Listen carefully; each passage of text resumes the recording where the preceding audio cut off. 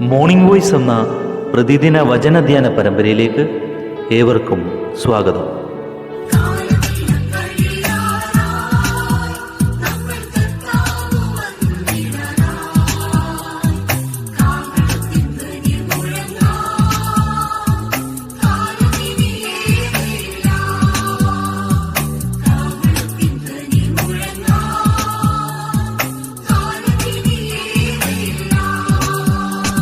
ഇന്ന് നമ്മോട് ധ്യാനചിന്ത പങ്കുവയ്ക്കുന്നത് സുശേഷകൻ വിനോദ് തോമസ് കോട്ടയം. പ്രാർത്ഥനയോടെ ശ്രവിച്ചാൽ. ദൈവനാമം മഹത്വപ്പെടുമാറാകട്ടെ. ഒരു വർഷത്തിൻ്റെ അവസാന ദിവസങ്ങളിലേക്ക് നാം എത്തിച്ചേർന്നിരിക്കുകയാണ്. വളരെ പേഴ്സൺ നിറഞ്ഞതായ ഒരു വർഷം നമ്മെ വിട്ട് കടന്നു പോവുകയാണ്. കർത്താവ് അനുവദിച്ചാൽ നമുക്ക് പുതിയൊരു വർഷത്തിലേക്ക് പ്രവേശിക്കുവാനായിട്ട് ഇടയായിത്തീരും. നമ്മുടെ കർത്താവിൻ്റെ വരവ് താമസിച്ചാൽ ദൈവം അതിന് നമ്മെ ബലപ്പെടുത്തട്ടെ. കഴിഞ്ഞൊരു വർഷക്കാലം നാം എങ്ങനെയാണ് ജീവിച്ചത്? പ്രതിസന്ധി നിറഞ്ഞ, മഹാമാരി നിറഞ്ഞ ഈ സാഹചര്യത്തിൽ നാം എങ്ങനെയാണ് ജീവിച്ചത്? നമ്മുടെ കുറവുകളെ കണ്ടെത്തുവാനും പോരായ്മകളെ നികത്തുവാനും ദൈവഭാഗെ യഥാസ്ഥാനപ്പെടുവാനും കഴിയണം. അടുത്തതായിട്ട് നമുക്കൊരു പുതിയ വർഷം ദൈവം ദാനം ചെയ്യുകയാണെങ്കിൽ നാം എങ്ങനെയായിരിക്കണം അവിടേക്ക് പ്രവേശിക്കുന്നത്? നാം എന്താണ് വരുന്ന വർഷത്തിൽ ചെയ്യേണ്ടത്? ഒരു വാക്യം നമ്മുടെ ശ്രദ്ധയിലേക്ക് കൊണ്ടുവരാം. സങ്കീർത്തനങ്ങൾ അതിൻ്റെ 16-ാം അധ്യായം 8-ാമത്തെ വാക്യം. ഞാൻ യഹോവയെ എപ്പോഴും എൻ്റെ മുമ്പിൽ വെച്ചിരിക്കുന്നു, അവൻ എൻ്റെ വലത്തുഭാഗത്തുള്ളത് കൊണ്ട് ഞാൻ കുലുങ്ങിപ്പോകയില്ല. ഇവിടെ ദാവീദ് പറയുകയാണ്, ദൈവത്തെ എപ്പോഴും എൻ്റെ മുമ്പിൽ വെച്ചിരിക്കുന്നു. പുതിയ വർഷത്തിൽ അനുഗ്രഹമായി തീരുവാൻ നാം ചെയ്യേണ്ട ഒരു പ്രധാനപ്പെട്ട കാര്യം, ഈ വർഷത്തിന്റെ അവസാന ദിവസങ്ങളിലും നമ്മുടെ ജീവിതകാലം മുഴുവൻ നമുക്ക് അനുഗ്രഹമായി തീരുവാൻ ചെയ്യേണ്ട ഒരു കാര്യം, ദൈവത്തെ എപ്പോഴും മുമ്പിൽ വെക്കുക. ഇപ്പോൾ രണ്ട് ആശയങ്ങളാണ് ഞാൻ പറയുവാൻ ആഗ്രഹിക്കുന്നത്. ഒന്ന്, ദൈവത്തെ മുൻനിർത്തിക്കൊണ്ട്, അഥവാ ദൈവത്തിന് പ്രസാദം വരുന്നതായ, ദൈവത്തെ മുൻപിൽ കണ്ടുകൊണ്ടുള്ളതായ ഒരു ജീവിതം, ദൈവത്തെ ലക്ഷ്യമാക്കിയുള്ളതായ ഒരു ജീവിതം.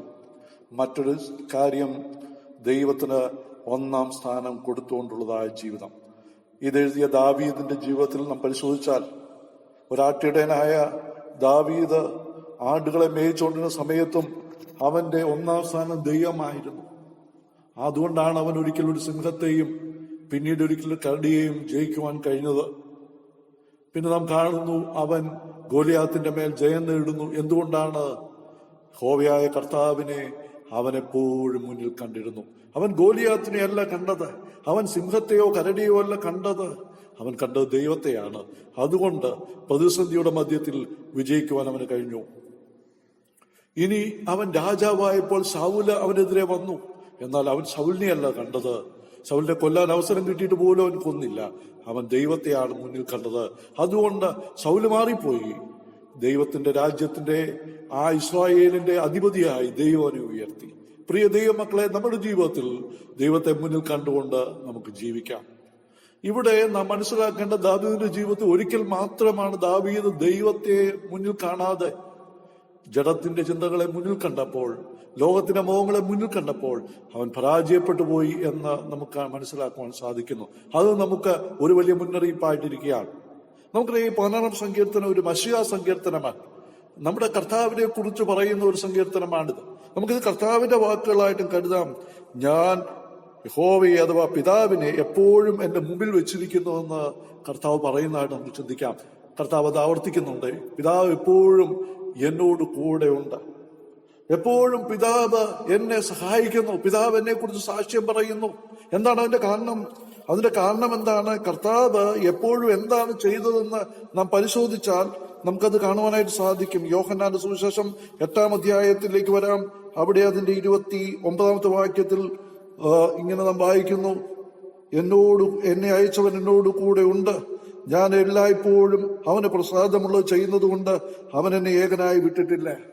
ഇവിടെ കർത്താവ് പറയുകയാണ്, എന്നെ അയച്ചവനോട് കൂടെ ഉണ്ട്, ഞാൻ അവനെ എപ്പോഴും എന്റെ മുമ്പിൽ വെച്ചിരിക്കുകയാണ്. ഇവിടെ ശിഷ്യന്മാർ, ഇവിടെ യഹൂദന്മാർ ചോദിക്കുകയാണ്, നീ നിന്നെ കുറിച്ച് പറയുന്ന സാക്ഷ്യം സത്യമല്ല എന്ന് പറയുന്നു, നിന്റെ പിതാവ് ആരാണ്, നീ എങ്ങോട്ട് പോകുന്നു എന്നൊക്കെ പറഞ്ഞ് അവനെ പരിഹസിക്കുമ്പോൾ, അവനെ വില കുറച്ച് കാണുവാൻ ശ്രമിക്കുമ്പോൾ കർത്താവ് പറയാണ്, നിങ്ങൾ എന്നെ എങ്ങനെയൊക്കെ കണ്ടാലും എനിക്ക് വിഷയമല്ല, എന്നെ അയച്ചവൻ എന്റെ പിതാവ് എന്നോട് കൂടെയുണ്ട്. എന്താണ് കാരണം? കർത്താവ് എപ്പോഴും പിതാവിന് ഇഷ്ടമുള്ളത് ചെയ്തു.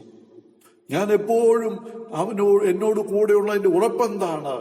ഞാൻ എപ്പോഴും പിതാവിന് പ്രസാദമുള്ളത് ചെയ്തു എന്നുള്ളതാണ്. അതുകൊണ്ട് പിതാവ് എന്നെ ഏകനായിട്ട് വിട്ടിട്ടില്ല. ഇവിടെ രണ്ട് കാര്യങ്ങളാണ് കർത്താവ് പറയുന്നത്. ഒന്ന്, പിതാവിന്റെ സാന്നിധ്യം എന്നോട് കൂടെയുണ്ട്. രണ്ട്, പിതാവ് എന്നിൽ പ്രവർത്തിക്കുന്നു. കാരണം എന്താണ്? പിതാവ് എന്നെ ഉപയോഗിക്കുന്നു. തന്നെ കുറിച്ചുള്ള ദൗത്യം പിതാവ് എന്നിലൂടെ നിറവേറ്റുന്നു. കാരണം എന്താണ്? ഞാൻ എപ്പോഴും പിതാവിന് ഇഷ്ടമുള്ളത് ചെയ്യുന്നു. പ്രിയ ദൈവമക്കളെ, ഈ പുതിയ വർഷം ദൈവം അനുവദിക്കുകയാണെങ്കിൽ എപ്പോഴും ദൈവത്തിന് പ്രസാദമുള്ളത് ചെയ്യുവാൻ ഇടയായി തീരട്ടെ. അങ്ങനെയായാൽ നമ്മുടെ ജീവിതം അനുഗ്രഹിക്കപ്പെട്ടതായിരിക്കും. എന്തൊക്കെ പ്രതിസന്ധികളാണ് വരുന്ന വർഷത്തിൽ നാം അഭിമുഖീകരിക്കാൻ പോകുന്നത് നമുക്ക് ആർക്കും അറിയത്തില്ല. എന്നാൽ അതിന്റെ മധ്യത്തിൽ നമുക്ക് എപ്പോഴും ദൈവത്തിന് പ്രസാദമുള്ളത് ചെയ്യുവാനായിട്ട് കഴിയുക. എന്തൊക്കെ കാര്യങ്ങളാണ് ദൈവത്തിന് എപ്പോഴും പ്രസാദമായിട്ടുള്ളത്? നമ്മൾ ദൈവത്തിനെ പഠിക്കുമ്പോൾ ദൈവത്തിന് എപ്പോഴും പ്രസാദമുള്ള കാര്യങ്ങളെ കുറിച്ച് പറയുന്നുണ്ട്. കർത്താവിൽ എപ്പോഴും നാം സന്തോഷിക്കണം. നമ്മുടെ സന്തോഷ വിഷയം കർത്താവായിരിക്കണം. മാത്രമല്ല, നാം ഇടവിടാതെ എപ്പോഴും പ്രാർത്ഥിക്കുന്നവരായിരിക്കണം. അഥവാ കർത്താവിനുള്ള സാന്നിധ്യത്തിൽ ജീവിക്കണം. മാത്രമല്ല, നാം എപ്പോഴും കർത്താവിന്റെ വെളിച്ചങ്ങളായി ലോകത്തിൽ പ്രകാശിക്കണം.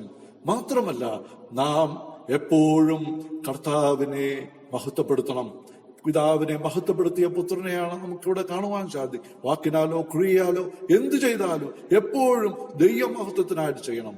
മാത്രമല്ല, 1 കൊരിന്ത്യർ 15-ാം അധ്യായത്തിന് 58-ാമത്തെ വാക്യത്തിൽ പൗലോസ് പറയുന്നുണ്ടല്ലോ, ആകയാൽ എന്റെ സഹോദരന്മാരെ, നിങ്ങൾ ഉറപ്പുള്ളവരും കുലുങ്ങാത്തവരും കർത്താവിൽ നിങ്ങളുടെ പ്രയത്നം വ്യർത്ഥമല്ല എന്നറിഞ്ഞിരിക്കുക. കർത്താവിന്റെ വേലയിൽ എപ്പോഴും വർദ്ധിച്ചു വരുന്നവരായിരിക്കുക. എപ്പോഴും കർത്താവിന്റെ വേലയെക്കുറിച്ചുള്ള ചിന്തയും ആ വേലയിലുള്ള പങ്കും വഹിച്ചുകൊണ്ട് മുന്നോട്ട് പോവുക. അപ്പോൾ ദൈവം നമ്മിൽ പ്രസാദിക്കും.